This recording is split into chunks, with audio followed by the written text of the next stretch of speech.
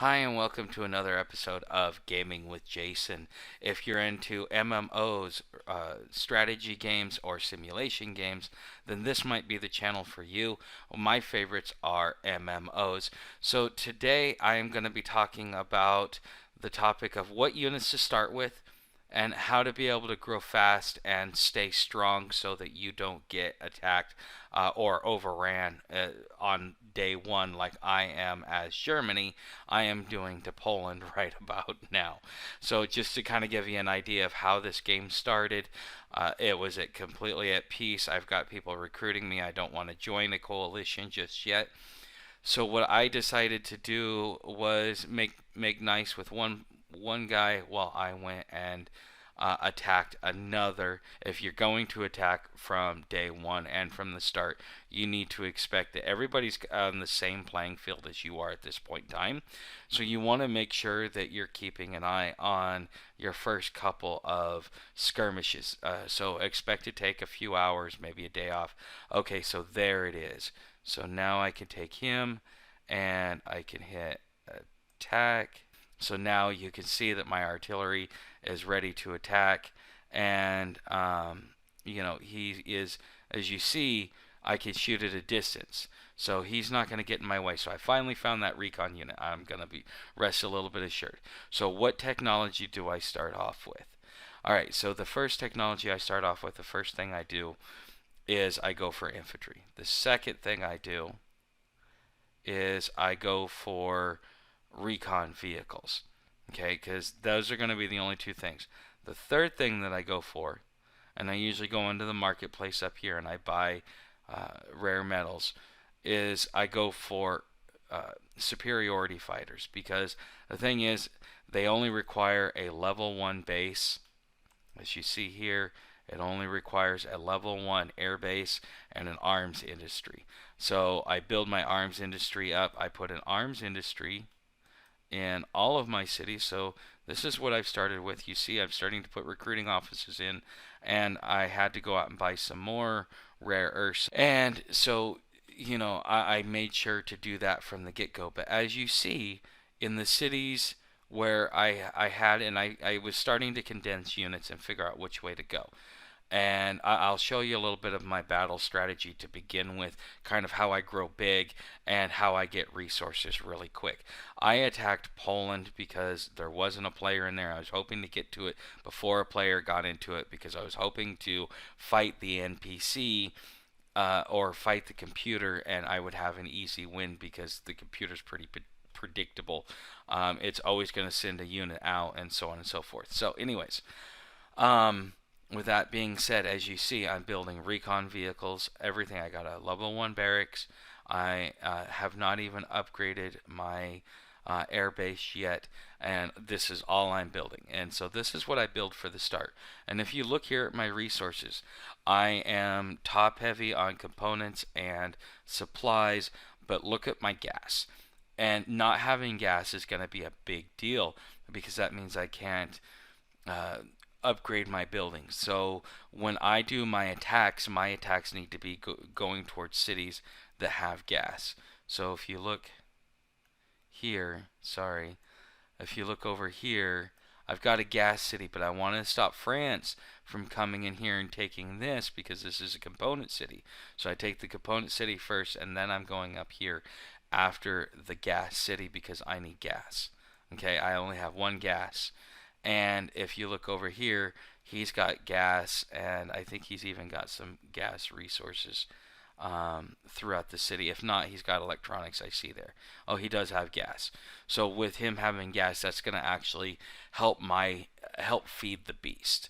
Okay, at this point in time, then I can sit back for a couple of days and build up units. But the thing is I may either go down here after Austria, or I may go after France, or I may go after UK.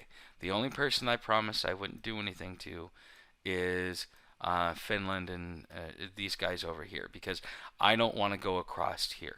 Now, you say, well, what about a navy, or what are you going to use as far as a navy? If I were an island nation, instead of buying the uh, the air superiority fighter, I would go over here to the ships and I would get this. Because the thing is, you need components, or excuse me, you need supplies, you don't need components. See, let's look over here. If you look at the resources it needs 1,500 supplies of 400 manpower. You got to have a little bit of electronics. This is going to change the game for you as an island nation. So if I were an island nation, this is probably how I would start the game. But since I am landlocked and I only have 2 harbors, what I'm going to do is I'm going to focus on my land and air units and come in to do this later on. Now, I will be researching officers here. I just, as you see, I don't really have enough rare metals. I spent them all on arms industry and getting those 3 researches done. So I make sure to do those because at the beginning of the game, as you see, I'm only producing 40, and I started off producing somewhere around like 35 or 33. So my production has already gone up because I put the arms industry in there. But the thing is it's going to take a while to get enough to be able to upgrade. So as I'm waiting for that, and I need to be able to build the units, what I'm going to end up doing is building up recon vehicles and infantry. And then what I'm going to start doing is, depending upon cost, so the next level up here, cost and time of day. So this requires 1460, but this requires 1485, so they're about the same. So I could go either or, and I'm going to switch between these. But the thing is because I'm Germany, I'm going to want to switch over to tanks. And I'm going to want to switch over to tanks quickly because that's the best part about the European doctrine is the speed of the tank. So if you look at the tank here, it starts off at 1.3, whereas in the Eastern and American doctrine, it starts off at 1. And it's slower than snot because if you look here, as soon as you upgrade your engine, so you go from a 1 to a 1.5 in the European doctrine, 1.3 in the American and Eastern doctrine. Like I said, the European doctrine is built on speed. So if you have a speed strategy, now the American, it's built on speed, but it's built on air power speed. It's not built on land speed. The European doctrine chooses land speed. And so you need to understand the differences. Now, the Eastern doctrine is more geared towards defense. And having it as a dual purpose offensive weapon. If I'm in the Eastern doctrine or I am in the European doctrine, I'm definitely going to go with the recon vehicles. I don't see my recon vehicles for Western vehicles. There are things that they don't tell you in the stats, but like if I put a Western unit up against an Eastern unit as far as like recon vehicles, the the American recon vehicle would definitely lose. And I don't understand that. I've actually had it happen. Same exact units, same exact everything. Um, I had, and we went together, and it was the recon vehicle. The American recon vehicle didn't last. Whereas if I would have been using an Eastern or a European recon vehicle, I would have won that battle. And going into that same scenario, I actually did win the battle with the European doctrine. So there are little nuances about the units that they don't really tell you in the stats and the way that they describe it, and you kind of just gotta have to experience it. And this is part of what it comes. So some of you guys might be asking, okay, so what is your rank? This is my rank, and I have a total of 20 wins, 5 solo and 15 coalition wins. I'm not in it for the wins, I'm in it for the gold. Because here's the thing. When you first start playing, you don't want to join a coalition because you can work out deals with your neighbors and coordinate and work with your neighbors, not a problem. And you can wait to get into a strong coalition. Now, if you're slow to build, you're going to need a coalition for protection.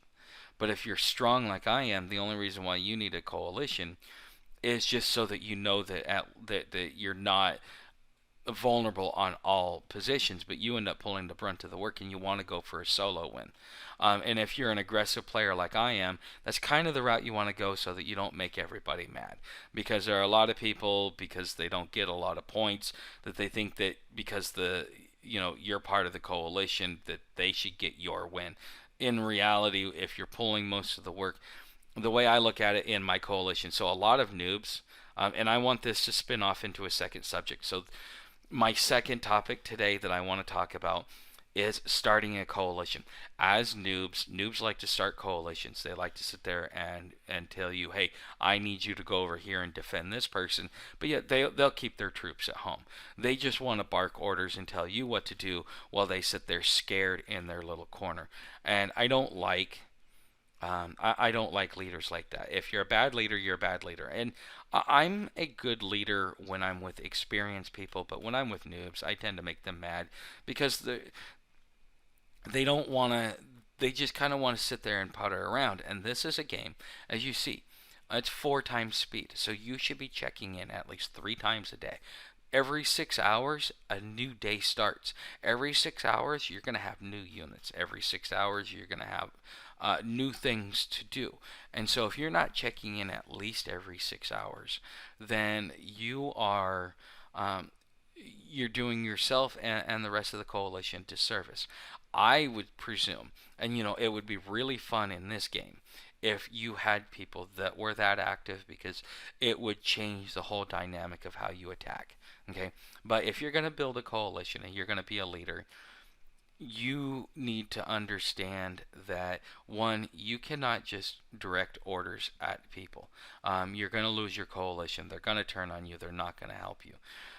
Secondly, as the leader, you need to push people and have them with a certain expectation of you're going to join my group. This is what I expect from you, because you're going to burn out and make your productive players, the players that are the strongest, that are the reason why you're going to win. You're hampering them to cater to the lowest common denominator. There are 5920 points that you need to get in order to win. That means everybody has to get, if we spread it out equally, everybody has to get 1147 points. But you know what? Some people get more, some people get less. But if you don't have at least 3 people that can get up to 1,000 points, that have the aggressive style like that, and you have a super aggressive guy like me who ends a game with 2,100 points on a regular basis, you have a guy like me who sits there and goes, well, I have to wait the last 4 days of a server because you guys want to take till day 70 or day 80 to finish out the game, and that's not fair to a guy like me because I keep 3 servers open for a reason, and I'm sure other people do that. So until the game is complete, you don't close the server. It's just the way it works. So anyways, as you see, I just got one of my most recent wins here. I got 2,100 gold. Now I did take, this is from my solo win. What I will tell you is that if the way that it seems to go, and because I've gone back and I've looked at my other games, is that if you have at the end of the server, once somebody wins, once a coalition wins or once an individual wins, apparently you get gold. I got 1 gold. I keep wondering where all this random gold keeps coming from, like 5 or 6 or 7. But that's because somebody doesn't eat up all of my territory. And next thing I know, when the game ends, I get all that gold, which is really nice for me. And this is something that you should consider when you're creating and joining a coalition, and you need to kind of get across to your members is that wins are wins. You got to be a strong player to get a win. If you're player number 25, you don't deserve to win. But if you're in player 5, or if you're player number 3 or 2, well, at least the top 3 deserve to win. If not the top 5, if you're in a coalition. But it's so hard to get to that point. And so I'd like to leave you with this advice: if you're thinking of starting a coalition, understand that there's a lot more that goes into it, and that if you're going to get a win and get it to be fluid, it's not personal. If you want your people to be interactive, then you need to be interactive in chat. You need to be working with different players. Some players only like to just have individual chats, so you don't see them doing chat a lot. Other players, they love to have a chat because they like to tell you what they're doing, collaborate attacks, see what's going on, push their players. You need to encourage that, because the thing is what makes this game fun and what makes a good leader is the ability to be able to encourage chat. And it really drives me nuts, and I hate being in a coalition that there's no chatter, because once I get up to my points, if I got no one to talk to or no reason to show up, I become bored. And that's probably the reason why a lot of your coalition members will go inactive, is because you're not creating an interactive environment. This is a multiplayer mass online gaming.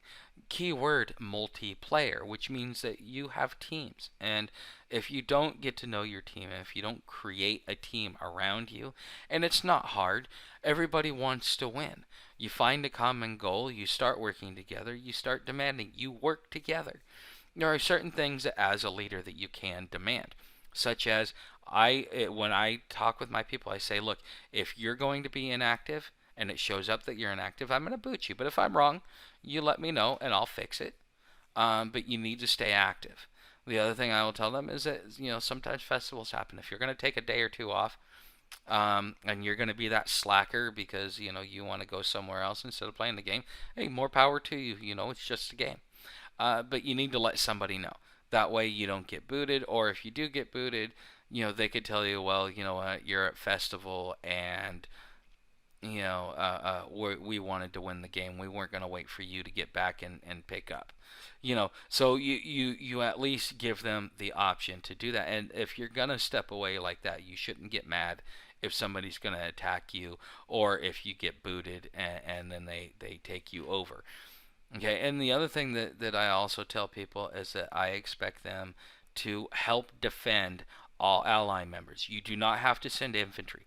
I do not require my people to send infantry. All I ask you to do is to send air and navy. That's all you should be obligated to do, because if they're not strong enough to cover the land, then they probably should lose anyways. And I'm not going to waste my troops and my resources to protect somebody that can't be protected. So you got to understand that if you're going to ask for protection and ask for people to step in and help you, then you, one, need to be participating and helping others, but two, you should also be strong enough to defend yourself, so that when you say, I need help because I need somebody with air superiority fighters, can somebody help me, I'm getting attacked here, they can come in and they can send it. Or, hey, I'm getting bombarded by Navy, I got no anti-Navy weapons, can you come take this ship out for me? Not a problem. Things like that. That's how you're supposed to help defend your fellow player. You're not supposed to send in troops and all that other stuff. Now, if it comes down to it and they fought valiantly and they were really good at it, there's been times where I've gone in and I've restored a player after kicking their adversaries. But the thing is the way that you fight back and the way that you stay in and hang in is going to determine whether or not people are going to actually have sympathy or compassion for you and help you out. And so these are the things that I tell my guys. And then I also tell them that I would like them to collaborate on attacks. Sometimes you reach a big player, and a big player, you can't just attack them head on.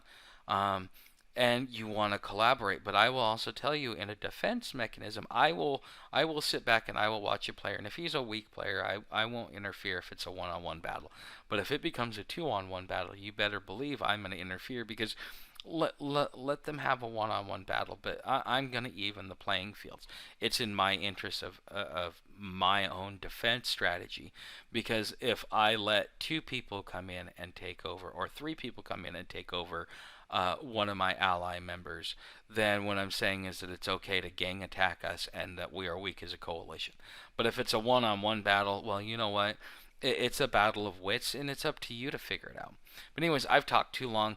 Thank you for taking the moment to listen. I hope that this helped you out a little bit. And until next time, you guys have a great day.